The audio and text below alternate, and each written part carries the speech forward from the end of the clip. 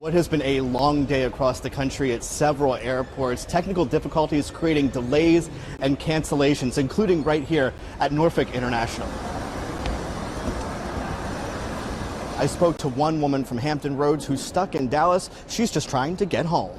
Well, in between class time can be pretty busy for students as they rush to their lockers to get their supplies for their next class. But soon there's one thing they might have to leave in their locker: their cell phones. So these are only proposed changes. They're not quite final yet. Whoop, gotta leave that behind. The final changes will come out on September 16th. I'm Jay Greene, News 3. We are aboard the Rudy Mariner. It's one of the boats that Rudy Tours uses here in Virginia Beach. They have fire suppression systems on all of their boats, but we wanted to get an idea of what they look like. Let's go take a look.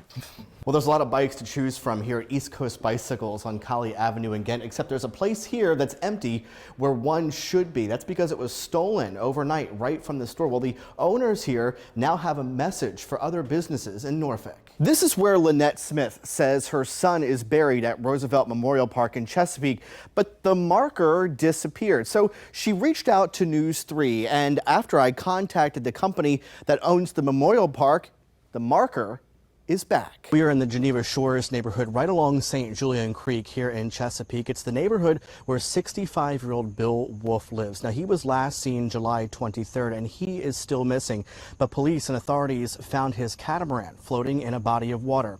His wife still too distraught to go on camera to talk about things. She's still trying to get answers, as are authorities. But his neighbors around here tell me they just want him to come home. 4 men will each spend the rest of their lives behind bars, all for a murder-for-hire plot that ended in 2016 with the death of a Norfolk woman, 59-year-old Lillian Bond. I talked to the family, and they say they hope this step in the justice process will help with another process, and that's the journey of healing. One pill can kill. That's the name of the campaign Attorney General Jason Miyares is relaunching to teach families about counterfeit drugs and give them tools for prevention. Well, we are outside Abingdon Elementary School here in Gloucester County. You can see kids are playing on the playground area behind me this afternoon. But nearly 250 years ago, this wasn't a playground. This was actually a battlefield for the Battle of the Hook. Well, we are in the Food Bank Neighborhood Hub at the Food Bank of the Albemarle in Elizabeth City. It serves about 100,000 families across 15 counties in North Carolina. That also includes the U.S. Coast Guard base, Elizabeth City, which would be impacted if there's a government shutdown. The folks here say they're ready in case there's that need. We are following up on plans for a new Maury High School here in Norfolk's Ghent community. You'll remember parents and community members have been talking about the current aging building. Well, we are now getting a look at what plans for the future facility could look like. Have you ever thought about what it might be like if MacArthur Center became a hotel? Well, that could be in its future. Walking through MacArthur Center, you'll notice a number of empty storefronts, and there's not many people walking through either. Well, we finally have an idea of what could be next. Norfolk Mayor Dr. Kenny Alexander announcing the plans during Friday's State of the City speech. A 400-room hotel with the goal of honoring the military would also have more than 500,000 square feet of high-rise living, a pedestrian promenade, along with a new city market. Let's envision a vibrant, mixed-use destination where individuals live, work, play, dine, connect, shop, and convene. By optimizing existing assets, we aim to solidify Norfolk as a premier hub for business, living, hospitality, tourism, elevating our city's appeal to residents and visitors alike.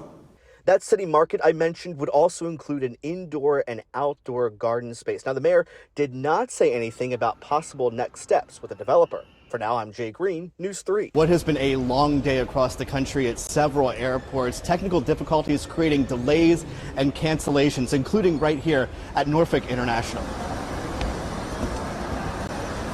I spoke to one woman from Hampton Roads who's stuck in Dallas. She's just trying to get home. I just cannot wait to get home. Lauren Roberts Carter with the Hampton Roads Chamber was supposed to be back in Norfolk Friday night, but we're canceled. Instead, she spent the night in Dallas with co-workers after a Microsoft technical outage impacting airlines around the world. I caught up with Lauren over Zoom, and she told me she tried to remain as optimistic as possible Friday at DFW. There was an actual plane at our gate, and we're like, all right, we have a plane, so we're going to be fine. Fine, not so much. We were going to get delayed 2 hours, and then 2 hours turned into 5 hours. Then it turned into you're going to fly out around 7 p.m. So they came up with a plan B and plan C and D, and you can see where I'm going with this. Should we fly to Atlanta and just stay in Atlanta and then maybe get a car and drive from Atlanta up to Norfolk?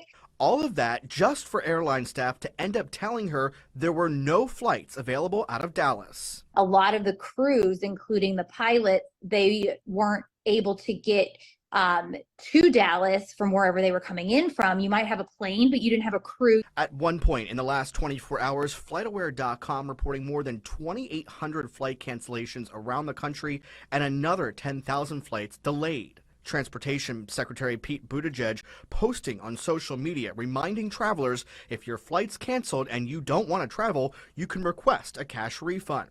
Timothy Johnson is a professor in Hampton University's Aviation Sciences Department. He told me the issue wasn't really for the airports. This outage has affected airliners more than anything with their databases and the systems. Lauren said she was finally able to get a ticket home for Saturday night, adding being proactive is key. It's to actually get logged into these different airlines and not be afraid to try the different airlines and see what is going to potentially get you to your destination. And here's hoping her weekend wraps up with a safe flight home. And I am checking into the spa for a few hours in the morning. I'm Jay Greene, News 3. Well, after a jury handed down his conviction Wednesday afternoon, Kola Beal decided to talk to reporters, including myself, here at the Virginia Beach jail. He told me he believes justice was served in this case. He also expressed remorse to the Hill and Baxter families. It's important to note that Mr. Beal hardly spoke during the trial until the end of Wednesday's proceedings, in which he said, "Let's get this expletive over with." I asked him why he said that. Because at the end of the day, when they set in my sentencing date, it's March. I've been in the jail 24 months. You set my court date from March all the way to June or July. The family's not trying to keep waiting longer for another court date. They've been waiting 2 years. I've been in here for 2 years. I'm ready to get it over with so that I can move on. Even though I'm behind bars, I'm still ready to move on with my life. Now, Beal still faces a murder charge out of Norfolk for the death of his cousin. He told me he plans to talk to his attorney about how to plea in that case. I also asked Beal whether he had any regrets about talking to the media earlier on in this case. I'll have his response coming up at 6. In Virginia Beach, I'm Jay Greene, News 3. Well, in between class time can be pretty busy for students as they rush to their lockers to get their supplies for their next class. But soon there's one thing they might have to leave in their locker: their cell phones. I feel like phones should be appropriate for those that are age responsible. I caught up with Deja Greene, a parent over at Mount Trashmore. She believes students, no matter their age, should have access to cell phones during the entire school day. Nowadays, just due to the world right now, for safety reasons, for all types of reasons. But the Virginia Department of Education released proposed guidelines about cell phones in school. Let's break it down. For elementary students, the proposal says cell phones would need to be put away during the entire day and could not be used on school grounds before or after school. Middle schoolers wouldn't be allowed to use their phones during the school day either. But the draft leaves it up to the local school districts on when and where they could be used outside of school hours. High schoolers wouldn't be allowed to use their phones during the school day either, but their use would be allowed on campus outside the school day. Now, I heard from a number of school districts saying they already have cell phone use rules in place. The draft also saying school districts should have plans in place for emergency cell phone use. But Deja Greene telling me it's safer to have them close by. In school, leaving school, out home. You have some kids that's, walking from home. So I think they are needed, absolutely. So these are only proposed changes. They're not quite final yet. Whoop, gotta leave that behind. The final changes will come out on September 16th. I'm Jay Greene, News 3.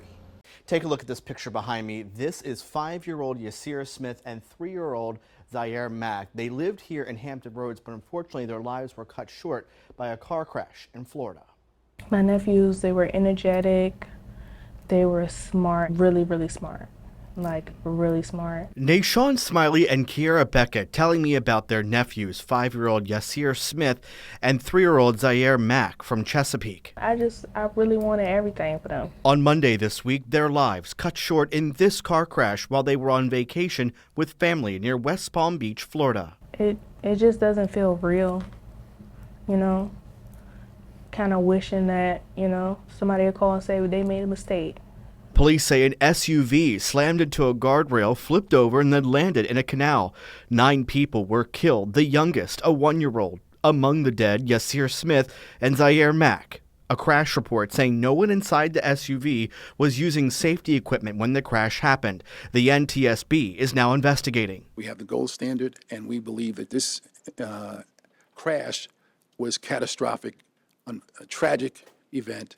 And that's why we're here. Nashawn Smiley and Kiara Beckett, who live in Norfolk, left with more questions than answers as they try to console their sister, who lost 2 children. Not knowing hurts, not knowing how to console and help your sister out. Beckett and Smiley said Yasir and Zaire were their sister's only children. The night before, she just asked us about them playing football, so we were hoping that they will be on the field with their cousins. Now they're trying to raise money through a GoFundMe page to help their mother, who was in Chesapeake when the crash happened, with all the costs. I just want my sister to be in the best state right now, and anything that's left over could possibly help her get through the next few months that she'll have. But it's their sister's faith that's helping them get through this tragic situation. Get this done. We can cry later. I'm Jay Greene, News 3.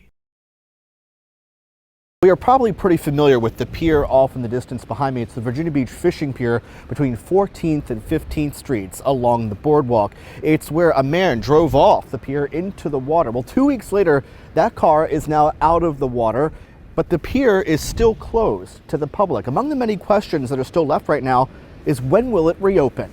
Oh my God. Is he about to drive off the edge? January 27th, a shocking scene caught on video. A car driving down the Virginia Beach Fishing Pier into the water. That video shared hundreds of thousands of times on social media. Confirmed vehicle off the pier in the water. A day later, police along with Portsmouth-based Crofton Industries try to recover the car, rough waters postponing those efforts. Police sharing this video giving a glimpse of the car underwater. It wouldn't be until Friday, February 2nd, almost a week later, that crews recovered the car, a Nissan Kicks, along with the body of a 57-year-old man inside. Police only identifying the man as someone who had been reported missing by his family. Wanted to create something that let others know, and as well as the family, that there's others that care. A vigil held later that night to remember the man. A growing memorial stands in his memory overlooking the pier and also offers support to those struggling with mental health. But the future of the pier, which is privately owned by the Saboni family and not by the city, remains in question. I talked to a city spokesperson on the phone. He told me the city is still waiting on a report from engineers to determine if there are any structural safety concerns with the pier. Based on that report, the Sabonis would be responsible for making any necessary repairs. I called a spokesperson for the family who tells me they're working with engineers and hope to have the pier open by Easter for the start of the spring season. Until then, the pier, an important landmark for tourists and businesses alike, remains closed. Well, the incident here at the pier renewed several conversations about suicide awareness and access to mental health resources. Remember that if you or anyone you know are struggling with mental health issues, you can always dial 988. That's the Suicide and Crisis Lifeline. For now, we're in Virginia Beach. I'm Jay Greene, News 3. We are following up on plans for a new Maury High School here in Norfolk's Ghent community. Remember, parents and community members have been talking about the current aging building. Well, we are now getting a look at what plans for the future facility could look like. looking on the outside, you see there's bars on the top of the building because bricks are starting to fall. Well, we've showed you recent pictures of the inside of Maury High School showing the need for repair, and stepping into the cafeteria Thursday, I could see it for myself. But a new page turning for the school. The process starts tonight. Parents, teachers, and community members packing the cafeteria to hear from developers about the proposed design. A 4-story structure along 20th Street in Ghent and a 2-story adjoining building on Llewellyn Avenue. Softball field shifts to where the practice field is now. A completion date set for fall 2028 with a price tag of nearly $180 million. The plan still early in the design. My concern is traffic on Shirley Avenue.